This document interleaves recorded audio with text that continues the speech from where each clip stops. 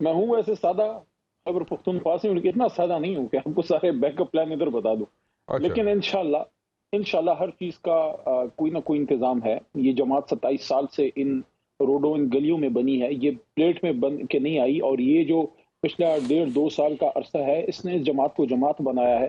ہم پرو پاکستان جماعت ہیں، ہمارا کسی ادارے سے کوئی لڑائی نہیں ہے. ہم پاکستان کو ٹھیک کرنے کے لیے یوتھ کو ساتھ لے کے چلے ہیں. یوتھ کی پاپولر موومنٹ ہے، اور میں ہر جگہ یہ بات کر رہا ہوں کہ دیکھیے آپ کو اس کا اندازہ نہیں ہے یہ جماعت کدھر کدھر گھر کر چکی ہے، ہر گھر میں ہر دل میں گھر کر چکی ہے.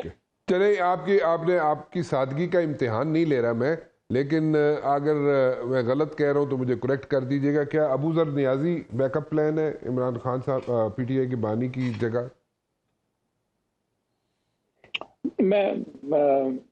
دیکھیں میرے خیال میں ایک تو لیڈر کا کوئی متبادل نہیں ہوتا، لیکن مشکل حالات میں آپ کو کچھ نہ کچھ جو ہے نظام کو چلانے کے لیے آپ کو کوئی کیئر ٹیکر سیٹ اپ یا کوئی منتظم لانا پڑتا ہے. تو ایسی بہت سی چیزیں زیر غور ہو سکتی ہیں، لیکن بہرحال لیڈر کا کوئی نعم البدل نہیں ہوتا. بڑا اچھا آپ نے ڈپلومیٹک سٹیٹمنٹ دیا ہے.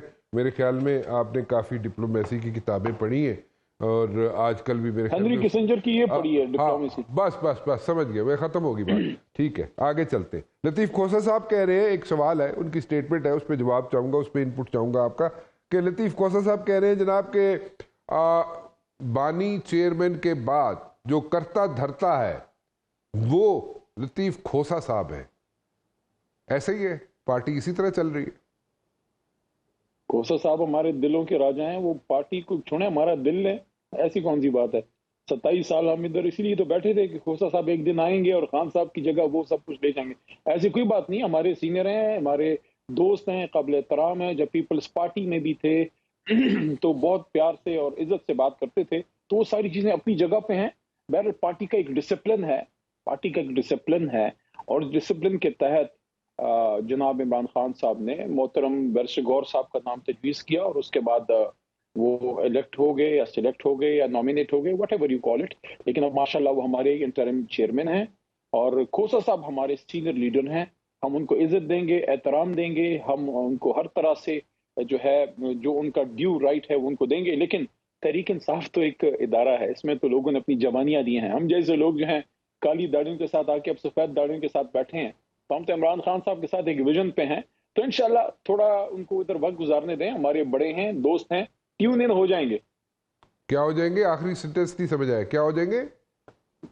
ٹیون ان ہو جائیں گے، جماعت کے ساتھ وہ چل پڑیں گے انشاءاللہ. ٹیون ان ہو جائیں گے. اچھا جماعت کے ساتھ چل پڑیں گے انشاءاللہ. اچھا، مطلب کہ آپ جماعت کے اندر جو آ جائے، کوئی نیا بندہ آ جائے، جیسے لطیف کھوسہ صاحب کو آپ نے بڑی ڈپلومیٹک طریقے سے آپ نے گھیر گھار کے آپ نے یہ کہہ دیا کہ لطیف کھوسہ صاحب سٹینڈز نو ویئر، جو آپ کہہ رہے ہیں ان سو مینی ورڈز. نہیں، میں نے یہ نہیں کہا. نہیں تو اور کیا کہا؟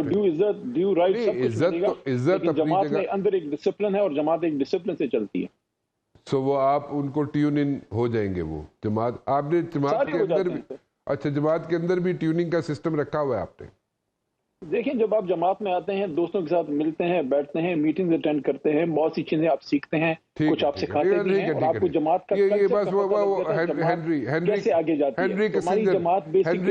ہماری جماعت بیسیکلی جو ہے it's a collection of equals where there is one amongst equals. میں سمجھ گیا. علی محمد صاحب، علی محمد صاحب، یہ سارے لوگ جو ہیں علی محمد صاحب، یہ سارے ایک دوسرے کا اٹیچ ہیں. علی محمد صاحب، میں بالکل سسٹم کے تحت جماعت چلتی ہے. میں بالکل سمجھ گیا. علی محمد صاحب، یہ آپ نے جو لیٹلی کتاب پڑھی ہے ہنری کسنجر کی، آپ اس پہ بہت انفلوئنس کیا ہے اس نے آپ پہ، اور بڑی اچھی سٹیٹمنٹ دے رہے ہیں. میرے استاد مرحوم عبداللہ جان ثانی صاحب نے 2011 میں پڑھائی تھی. لیکن آپ نے دوبارہ جب نیچے سے بہت سا پانی گزر گیا. نہیں، آپ نے دوبارہ جب پڑھی ہے نا، اس پہ کافی اثر ہوا ہے.